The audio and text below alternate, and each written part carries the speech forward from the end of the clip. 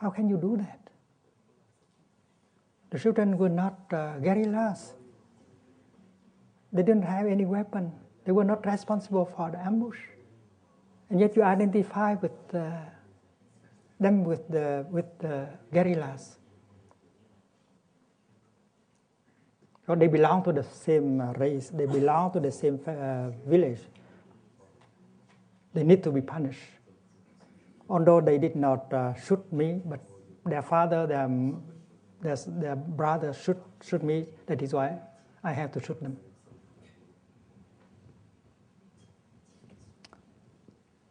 And then after having eaten the sandwich, the children began to twist, to cry, to yell, and their mothers came out, trying to find out what was happening.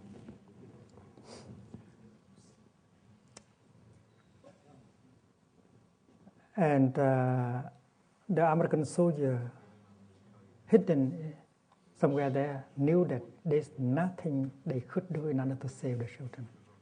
This is a very remote village.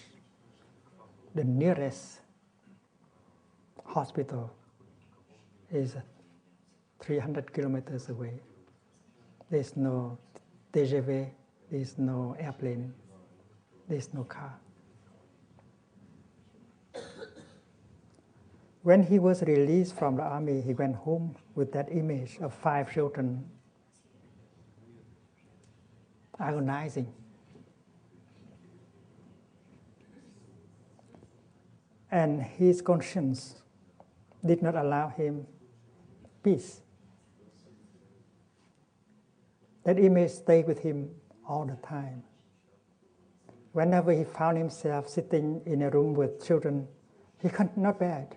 He had to stand up and run out of the room right away. And that stayed with him for several years. And he did not have the courage to tell the story to anyone except his mother. And his mother said, "My son, these things happen in situation of war, atrocities. This side hate the other side. This side is anger of the other side. And out of anger, out of hate, they can do anything. They can commit any atrocities. If you have not done anything, you try to help your people, and yet they shoot you. They don't allow you to go to the hospital. The children belonging to the other group, they have not done anything wrong. But out of your anger, frustration, you can use blocks of stone and crush their faces. That's the kind of atrocities that take place always in a situation of war.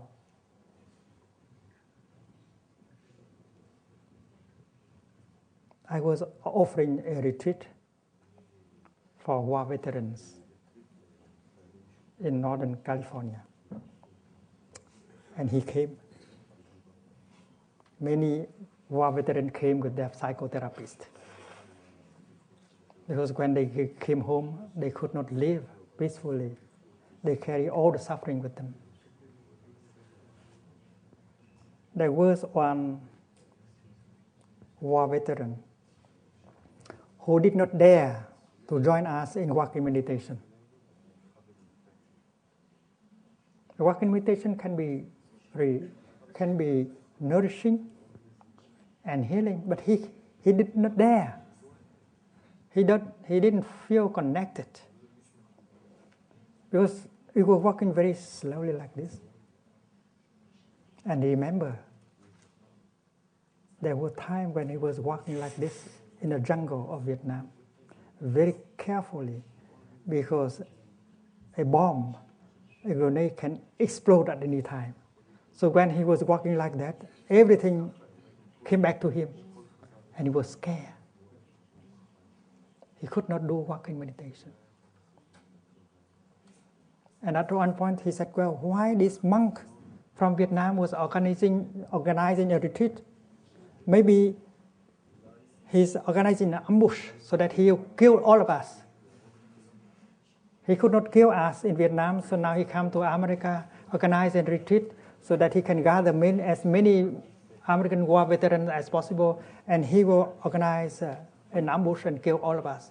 So he stayed behind. And the walking group was going ahead, and he stayed behind. He told himself, well, if anything happens, I can run. I still have time to run away. So he keep a distance of about 10 meters behind. And if anything that happened, like the sign of an ambush, and he will have enough time to turn and to run. He did not dare to stay in the dorms with us because he was afraid of an ambush. So he went to the wood and set up his tent. And he still was fearful, and that is why he set up around all kind of trap, so that if during the night anyone come, will be caught by the trap.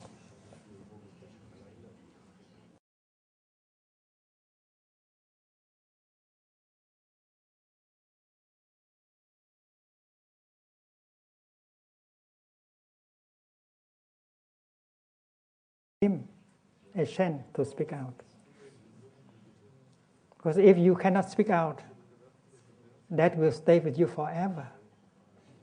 And you are practicing compassionate listening.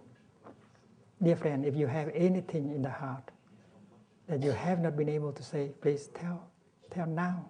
This is the place to do it. He could not do for 2 days consecutive. It's very hard to tell such a thing. But finally, on the 3rd day, he was able to bring himself to telling the story. And he cried.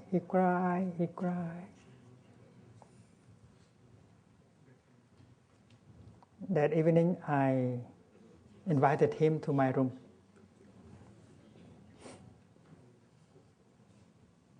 I said, okay, you killed 5 children. I recognize that. But why don't you see that you can save 5 children? You can do it today. Because there were children dying everywhere in the world, including in America.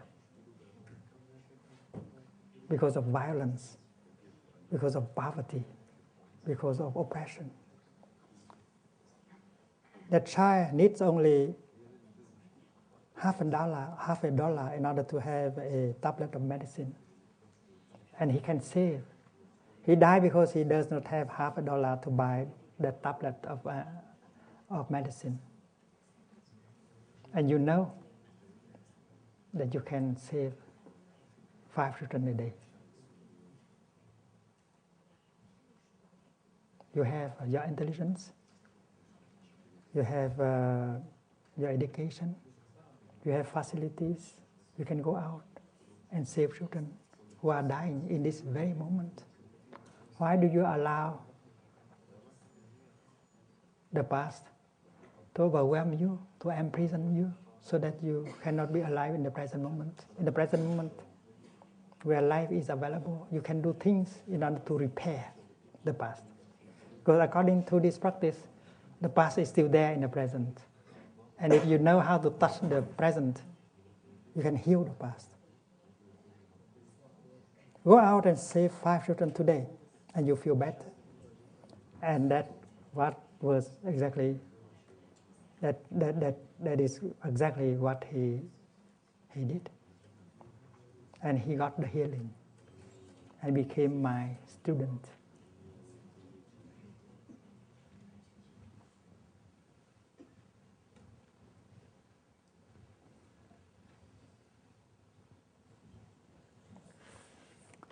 In many